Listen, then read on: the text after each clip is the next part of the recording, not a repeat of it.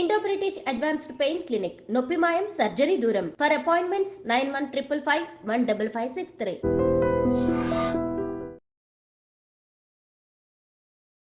అందరికీ నమస్కారం. నేను Swaroopa Potlapalli. Welcome to I Dream. Instagram reels పిచ్చి చావు వరకు తీసుకువెళ్తోంది. మధ్యప్రదేశ్లోని గుణా ప్రాంతంలో ఓ 20 ఏళ్ల యువకుడు రీల్స్ చేయడానికి అని చెప్పి ఏకంగా డ్యాంలోకే దూకాడు. ఇంతకీ అతనికి ఈత రాదు. దాంతో శవంగా తేలాడు. హైదరాబాద్లో చూస్తే మరో దారుణం. ఇన్స్టాగ్రామ్లో పరిచయమై ప్రేమ పెళ్లిగా మారి చివరకు అది మర్డర్ వరకు దారితీసింది. హైదరాబాద్లోని మియాపూర్ ప్రాంతానికి చెందిన 17 ఏళ్ల యువతిని ఉప్పుగూడ ప్రాంతానికి చెందిన విఘ్నేష్ అలియాస్ చింటూ ప్రేమిస్తున్నానంటూ ఇన్స్టాగ్రామ్లో వెంటబడ్డాడు. 5 నెలల పాటు వాళ్ల పరిచయం నడిచింది. ఓ 20 రోజుల క్రితం ఆ అమ్మాయి ఇంట్లో నుంచి వెళ్లిపోయింది. వాళ్ళిద్దరూ 10 రోజుల పాటు సహజీవనం చేశారు. అయితే ఆ అమ్మాయి పెళ్లి చేసుకోమని ఎక్కువగా అతన్ని అడగడంతో అతనికి కోపం వచ్చింది. ఎందుకంటే ఆ అమ్మాయిని పెళ్లి చేసుకుని ఆమెతో లైఫ్ లాంగ్ ఉండే ఆలోచన ఈ విఘ్నేష్కి లేదు. దీంతో తన స్నేహితులతో చర్చించాడు. ఆమె హత్యకు ప్లాన్ వేయడం అనేది జరిగింది. సరిగ్గా నవంబర్ 8వ తారీఖున వారిద్దరూ పెళ్లి చేసుకున్నారు. ఆ ఫోటోను తీసుకెళ్లి ఇన్స్టాగ్రామ్లో కూడా పెట్టడం జరిగింది. అదే రోజు రాత్రి వారిద్దరికి మధ్య గొడవ జరిగింది. ఆ అమ్మాయిని హత్య చేసి తన స్నేహితులైన సాకేత్ అలాగే కళ్యాణి వాళ్ళిద్దరు కూడా వైఫ్ అండ్ హస్బెండ్ వాళ్ళ సహకారంతో ప్లాస్టిక్ పరిశ్రమ దగ్గర అంటే ఓఆర్ఆర్ దగ్గర ఉన్న ఓ ప్లాస్టిక్ పరిశ్రమ దగ్గర ఆ అమ్మాయిని తగులబెట్టడం అనేది కూడా జరిగింది. ఆ తర్వాత పోలీసులు మిస్సింగ్ కేసు నమోదు చేసి తీరా చూస్తే ఈ మర్డర్ కేసు వెలుగులోకి వచ్చింది. ప్రస్తుతం నాతో పాటు ఆస్ట్రో సైకాలజిస్ట్ ఎస్వి నాగనాథ్ గారు ఉన్నారు. అసలు ఎందుకు ఈ ఇన్స్టా ఇంత హత్యలు చావుల వరకు దారితీస్తోంది, అసలు యువతలో వస్తున్న మార్పులేంటి, ఇవన్నీ తెలుసుకుందాం. నమస్తే నాగనాథ్ గారు. హైదరాబాద్ ఘటన చూశారు కదా, నిజంగా ఎవరిని చూసినా కానీ ఉలిక్కి పడేలా చేసింది. ఓ అమ్మాయి ఇన్స్టాగ్రామ్లో ఓ వ్యక్తితో పరిచయం పెంచుకొని అతని దగ్గరికి వెళ్ళి అతనితో 10 రోజులు సహజీవనం చేసి జస్ట్ పెళ్లి చేసుకొని ఆ తర్వాత హత్యకు గురైందండి. అసలు ఎంత చిన్నగా ఉంది ఈ స్టోరీ చెప్పుకోవడానికి. ఒక పెద్ద జీవితం. ఎందుకు ఇలాగ యువత ఒక హత్య అనే దాన్ని ఇంత చిన్న విషయంగా చూస్తున్నారు? ఈ మొత్తం ఎసెన్స్లో ఒకటే లాజిక్ ఏంటంటే too much of being independent and too much of becoming conscious about individualities. అక్కడ ఆ అబ్బాయిని చూడండి, అమ్మాయిని చూడండి. 5 నెలల పరిచయం. 5 నెలల పరిచయం తర్వాత ఈ అమ్మాయి ఏ నమ్మకంతో అతను 10 రోజులు అతనితో వెళ్ళిపోయి సహజీవనం చేసిందో తెలియదు. 5 నెలల పరిచయం తల్లిదండ్రులకు తెలియదు. అంటే ఇంత డీటెయిల్గా తెలియదు. అంటే తను వెళ్ళి సహజీవనం చేసేటువంటి అడ్వెంచరస్ మైండ్ సెట్ ఉంది అంటే ఆ అమ్మాయి ఇంట్లోనే చాలా పేరెంట్స్ని మేనేజ్ చేసి ఒక ఇండిపెండెంట్ లైఫ్ స్టైల్ ఆమెకు ఉంది. ఆమె ప్రతి విషయంలో కూడా తనకంటూ ఇండివిజువల్ ఒపీనియన్స్ ఉన్నాయి.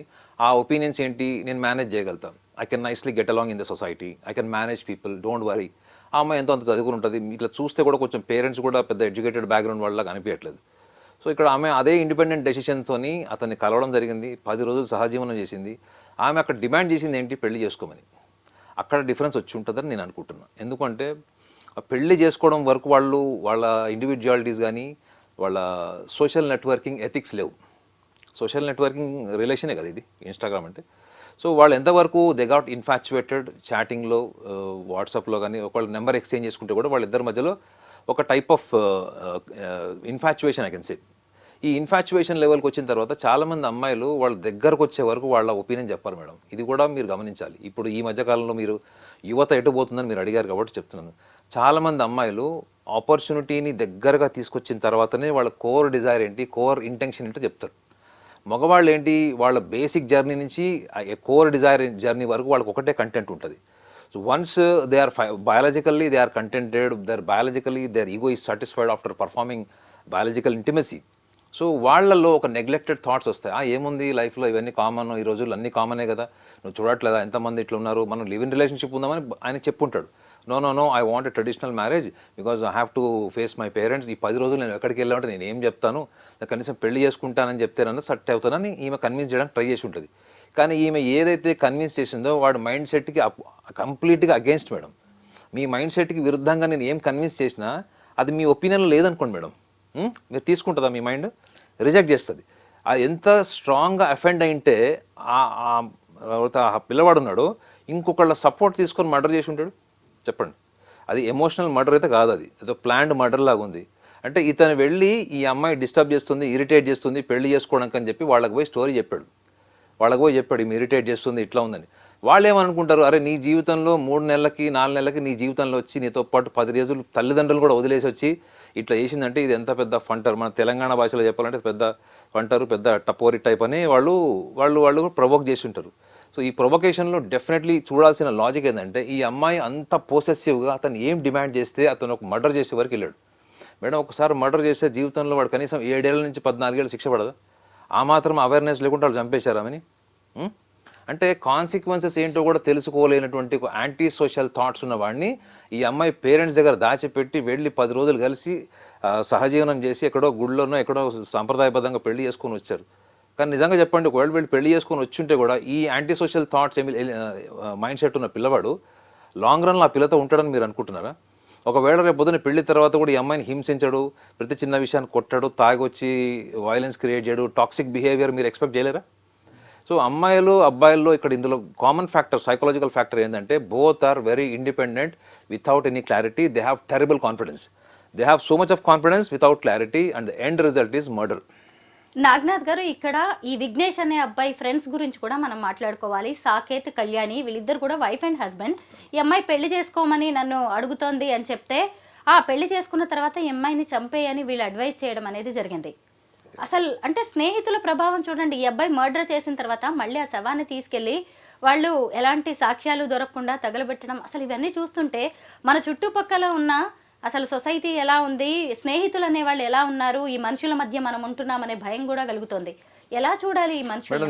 నేనైతే ఒకటి యాక్సెప్ట్ చేయను, ఏంటంటే స్నేహితుల ప్రొవొకేషన్ని నేను యాక్సెప్ట్ చేయను. ఎందుకంటే ఇతనే ఇన్స్టాగ్రామ్లో కనెక్ట్ అయ్యాడు. అప్పుడు స్నేహితులు ఎక్కడున్నారు? ఇతనే 5 నెలలు ఆమెతో మాట్లాడాడు. అప్పుడు ఎక్కడున్నారు స్నేహితులు? ఈ 5 నెలల తర్వాత 10 రోజులు సహజీవనం చేసింది. అప్పుడు ఎక్కడున్నారు స్నేహితులు? బెడ్రూమ్లో శోభనం గదిలోకి వచ్చారా ఫ్రెండ్స్? ఇతను ఒకటే లాజిక్ మేడం, ఈ కేసు మర్డర్ వెనుక ఒక సైకలాజికల్ ఫ్యాక్టర్ ఏంటంటే పెళ్లి చేసుకోవడం వాడికి ఇష్టం లేదు. పెళ్లి చేసుకోవడం అన్నది ఇష్టం లేదు.